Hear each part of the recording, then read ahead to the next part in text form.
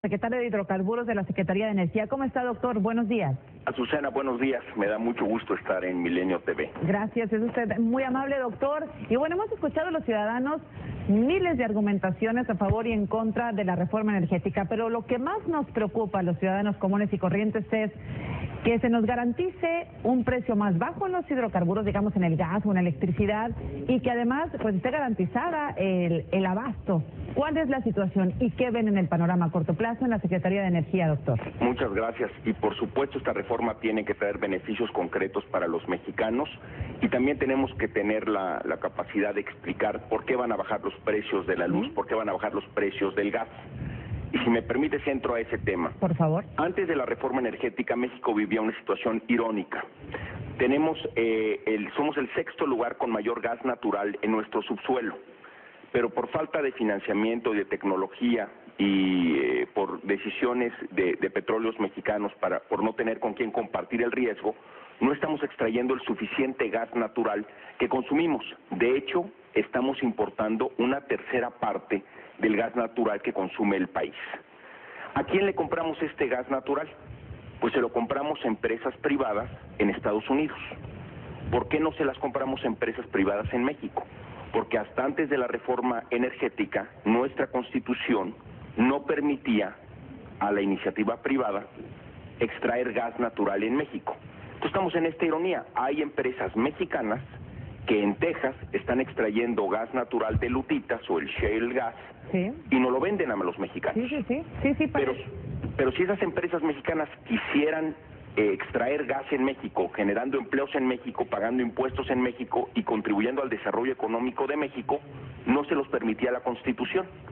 Con la reforma energética ya será posible que Pemex pueda asociarse con particulares mexicanos y extranjeros para extraer gas natural en territorio nacional, generando esos empleos en México, generando desarrollo económico y pagando más impuestos en México. Oiga, doctor, déjeme preguntarle una cosa, porque tal vez a Petróleos Mexicanos le toca pagar el pecado de otras experiencias mexicanas, pero ¿por qué sería diferente esta permisibilidad a la inversión privada en Petróleos Mexicanos a lo que sucedió con la Comisión Federal de Electricidad, a lo que sucedió con los bancos y a la que ha sucedido en otras situaciones en México, en donde pues termina perdiendo todavía el cliente y ganando incluso el empresariado extranjero y no necesariamente el nacional?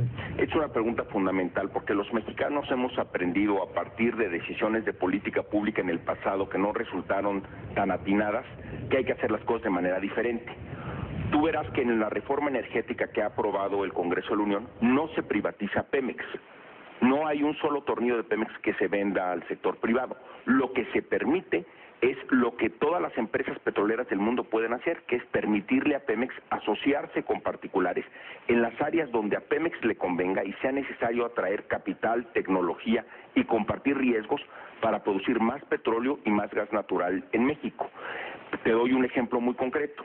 A través de los nuevos contratos que permite la Constitución, Pemex y el Estado mexicano pueden transferir el riesgo a particulares para que lleven a cabo esas inversiones. Si estos particulares no encuentran petróleo o no encuentran gas, el Estado mexicano no les paga nada.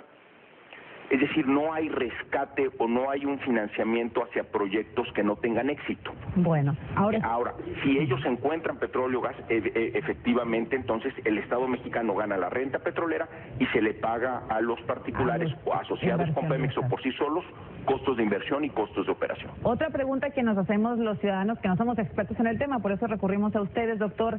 ¿Por qué si Pemex se dice que genera tanto dinero y que 80,000 millones de pesos anuales y bueno, que es un asunto monstruoso de generación de dinero, ¿por qué no lo hemos podido hacer solos? ¿Por qué no lo pudimos hacer solos, doctor? Es una pregunta muy importante. Mira, por un lado, Pemex tiene 4 divisiones. Una de ellas, exploración y producción, que extrae petróleo, es muy rentable, ¿sí? Y ha arrojado muy buenos beneficios porque extraemos petróleo alrededor de los $20 y lo vendemos alrededor de $100 en el mercado y una gran rentabilidad. Sin embargo, tenemos otra parte que es Pemex Refinación, que ha arrojado números rojos durante años. Entonces, hay una tendencia en que Pemex por un lado gana dinero, pero por otro lado pierde dinero. Pero el fondo del asunto es que hasta antes de la reforma energética, a Pemex, como ninguna otra empresa petrolera en el mundo, se le exigía que lo hiciera todo, que extrayera petróleo y gas, que refinara toda la gasolina, que produjera todos los petroquímicos, que transportara y almacenara.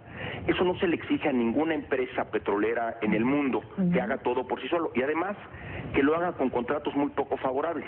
Con la reforma energética se le permite a Pemex asociarse en territorio nacional en aquellas áreas donde más le convenga, para compartir riesgo, adquirir tecnología y compartir también elementos de inversión. Por último, doctor, ayer nos decía Gustavo Madero, el presidente del PAN, el primer barril de petróleo, hijo, digamos, de esta reforma energética va a ser en 5 años y no veremos los beneficios hasta dentro de 10 años.